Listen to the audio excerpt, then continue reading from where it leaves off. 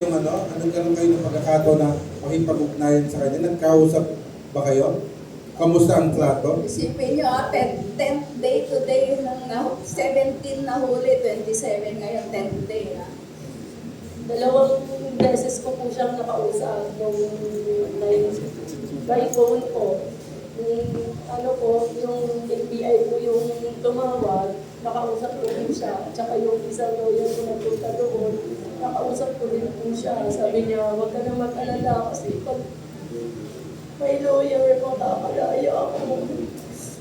Kaya ano naman po ako, na pag may lawyer talaga, makakalaya ako. Kasi hindi ko po alam kung ano yung mga procedure kasi talagang wala din po talaga kami sa amin. Probinsyana po talaga. Kaya hindi ko po alam kung ano yung pamamaraan.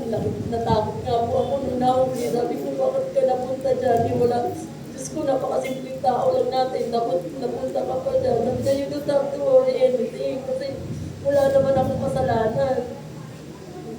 So maayos naman yung trato sa kanya. Hindi ba siya binugbog doon or what?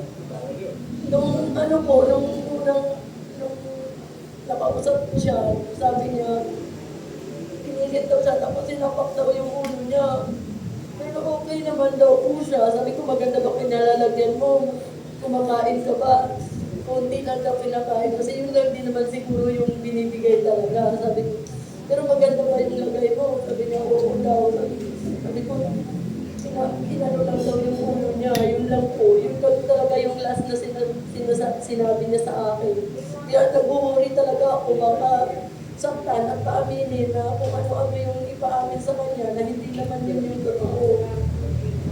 Kayo may katanungan?